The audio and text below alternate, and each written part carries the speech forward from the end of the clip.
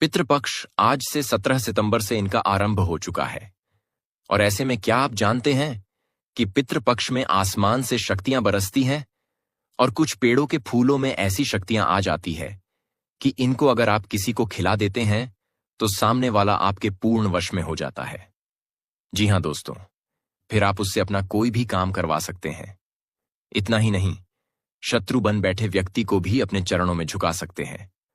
अगर आप पत्नी हैं और आपका पति आपको कोई भाव नहीं देता है, आपसे धोखा करता है, अन्य लड़कियों से बात करता है, तो आप उसे ये फूल जरूर खिला दें, खासकर पितृपक्ष में। और फिर देखे कैसे वो आपकी जी हुजूरी करने लगेगा।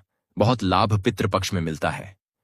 तो आइए आज इन फूलों के बारे में विस्तार से जानते हैं। फूल एक ऐसा फूल है जो कहीं भी आसानी से पाया जा सकता है और इसी की सहायता से वशीकरण किया जा सकता है। बल्कि इस फूल के जितने भी लाभ और प्रयोग है वो सब आज के इस वीडियो में आप जानेंगे। तो दोस्तों, जैसा कि आप जानते हैं कि गुड़हल का फूल तो भगवान श्री गणेश को अति प्रिय होता है, लेकिन आपको बता दें कि भगवान श्री गणेश माता लक्ष्मी को अति प्रिय होते हैं। माता लक्ष्मी के पुत्र के रूप में भी भगवान श्री गणेश को देखा जाता है। और ये भी कहा जाता है कि अगर किसी व्यक्ति को भगवान विष्णु की माता लक्ष्मी की कृपा प्राप्त करनी हो और साथ में शिवाजी भगवान की माता पार्वती की कृपा भी पानी हो तो केवल भगवान श्री गणेश को प्रसन्न कर लो। बल्कि भगवान श्री गणेश को प्रसन्न करने मात्र से ही राहु केतु चंद्र ग्रह तक भी बिल्कुल ठीक हो जाते हैं। और जैसा कि हमने आपको बताया भी था पिछले काफी वीडियो में कि राहु केतु अगर किसी व्यक्ति का खराब हो जाए तो उसे व्यक्ति के मन में बहुत ही ज्यादा बुरे बुरे ख्याल विचार आने लग जाते हैं। यानी कि ऐसे विचारों की उसके मन में श्रृंखला होती है कि वो बहुत ज्यादा चिंता करता है, हर एक चीज से डरता रहता है। और राहु केतु का सीधा संपर्क चंद्र ग्रह से होता है। यानी कि राहु केतु अगर किसी व्यक्ति का खराब हो तो चंद्र खराब होना भी उसका बिल्कुल निश्चित है। क्योंकि राहु केतु जो होता है वह किसी भी व्यक्ति को नशे की लत में डाल देता है। और जिन व्यक्तियों का राहु केतु खराब होता है तो ऐसे लोग बहुत ज्यादा अधिक नशा कर सकते हैं। एक आक्रामक सी उनकी प्रवृत्ति होती है और इससे उनका चंद्र ग्रह भी खराब हो जाता है। लेकिन अगर भगवान श्री गणेश की कृपा पा ली जाए तो इतने सारे लाभ उठाए जा सकते हैं। राहु केतु को ठीक किया जा सकता है, चंद्र ग्रह को ठीक किया जा सकता है। और राहु केतु ऐसा नहीं है कि केवल बुरे प्रभाव ही देते हैं। जिस व्यक्ति पर अच्छे प्रभाव देते हैं ऐसा व्यक्ति कभी भी अपने जीवन में गरीब नहीं होता है। यानी कि अगर उसको सब कुछ छीन भी लिया जाए तो दोबारा से सारी चीजों को प्राप्त करने की पूरी शक्ति वे अपने अंदर समेटे हुए होता है। और राहु केतु अगर किसी व्यक्ति का अच्छा हो और ऐसे व्यक्ति का, क्योंकि अगर राहु अच्छा होता है तो चंद्र ग्रह भी बलवान उस व्यक्ति का हो जाता है और उसमें कहीं ना कहीं आसुरी शक्तियां अपने आप ही आने लग जाती हैं। यानी कि ऐसे लोग बिल्कुल कठोर जैसे हो जाते हैं। जैसे कि आपने काफी लोग देखे भी होंगे कि काफी ज्यादा बड़ा करते हैं लेकिन फिर भी उनके दिल पर कोई असर नहीं पड़ता है, उनकी प्रसन्नता पे कोई असर नहीं पड़ता है और खूब ज्यादा धन कमाते ही चले जाते हैं। तो यह भी केवल राहु केतु के प्रभाव के कारण ही जीवन में होता है। राहु केतु जिस व्यक्ति का अच्छा हो ऐसे व्यक्ति गरीब हो ही नहीं सकता है, बल्कि बहुत ज्यादा अधिक धनवान वो निश्चित ही मिलता है।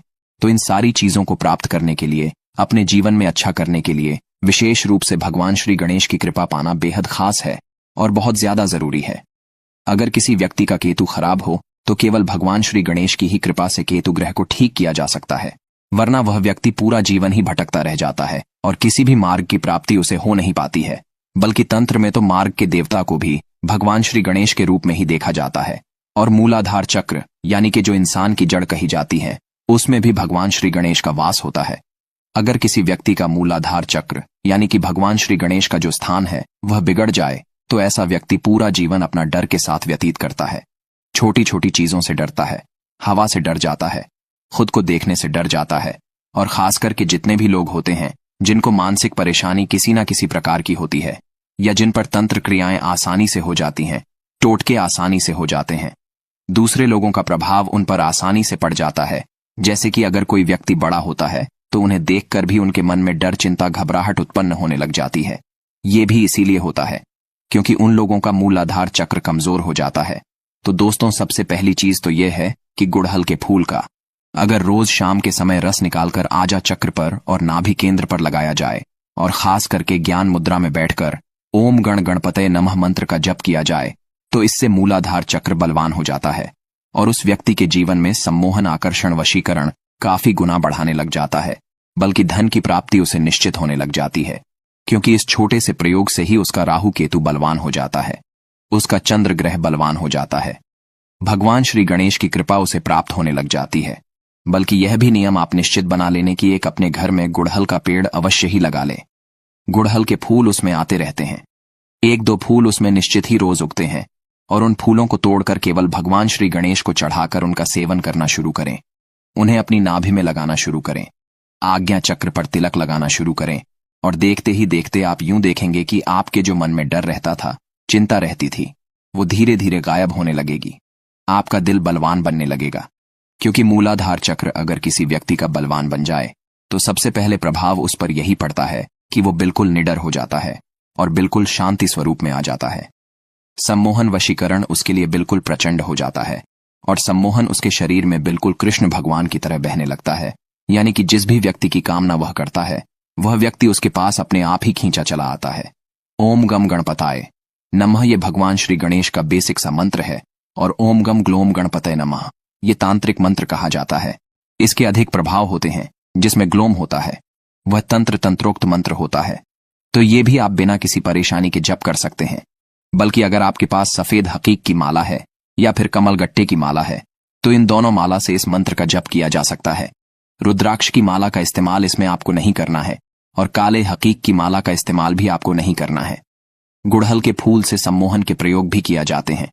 अगर पत्थर पर पिसते हुए किसी व्यक्ति का ध्यान किया जाए, जिसे आप अपने जीवन में आकर्षित करना चाहते हैं, सम्मोहित करना चाहते हैं, और यूं चाहते हैं कि सामने वाला व्यक्ति आपसे बिल्कुल धोखा ना करें, आपसे बंधा रहे, आपके प्रेम में रहे, हमेशा आपसे प्रेम करें और आपसे बिल्कुल भी नफरत ना करें, तो आपको केवल इतना करना है कि आपकी जितनी उम्र है उतने ही गुड़हल के फूल, या फिर आपके पार्टनर की जितनी उम्र है उतने फूल भी लिए जा सकते हैं, और उन्हें पत्थर पर पिसते हुए गंगा जल का इस्तेमाल करते हुए उस व्यक्ति का ध्यान करें जिसको आप अपने जीवन में बांधना चाहते हैं, खुद से बांधना चाहते हैं, प्रेम में बांधना चाहते हैं। उस व्यक्ति का ध्यान करते हुए ओम गम ग्लोम गणपतये नमः इस मंत्र का मन ही मन जप करते रहे, और उस व्यक्ति का ध्यान बनाए रखें, और रोजाना इस तिलक को खुद भी लगाए। और अगर उस व्यक्ति को तिलक लगा सकते हैं तो अपने अनामिका उंगली से उस व्यक्ति को तिलक लगाना शुरू करें, क्योंकि बहुत सारी महिलाओं की यह परेशानी होती है कि उनका पति उनसे बिल्कुल भी प्यार नहीं करता है, शादी करने के बावजूद भी दूसरी लड़कियों से संपर्क रखता है। तो उसे अपने वश में करने के लिए केवल आपको इतना करना है, ये जो प्रयोग हमने आपको बताया है, इसी के माध्यम से उस तिलक को अपने हाथ से अनामिका उंगली से उस व्यक्ति को लगाना शुरू करें, और आप खुद देखेंगे कि उसके मन में किस प्रकार से प्रेम फुटाने लगेगा, और आपके प्रति सम्मान सम्मोहन उसके मन में काफी ज्यादा बढ़ जाएगा।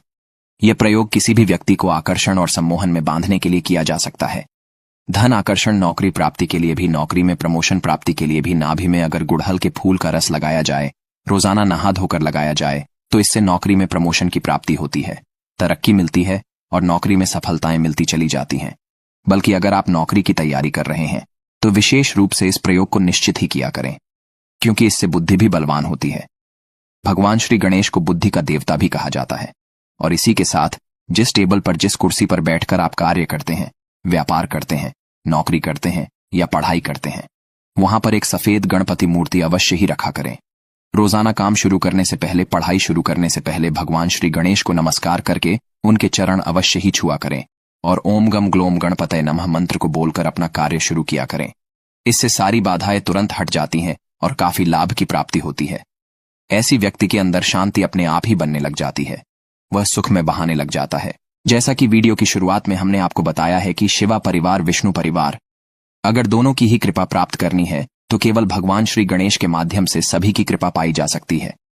सारे राहु केतु ग्रह की कृपा पाई जा सकती है, चंद्र ग्रह की कृपा पाई जा सकती है, जो अचानक से किसी व्यक्ति के जीवन में धन प्राप्ति के योग बनाते हैं। तो ये सारी चीज हमने आपको बता दी है। इस वीडियो को शेयर भी अवश्य करें दूसरे लोगों के साथ, जिससे सभी लोग इस जानकारी का लाभ उठा सकें और अपने जीवन में आगे बढ़ सके।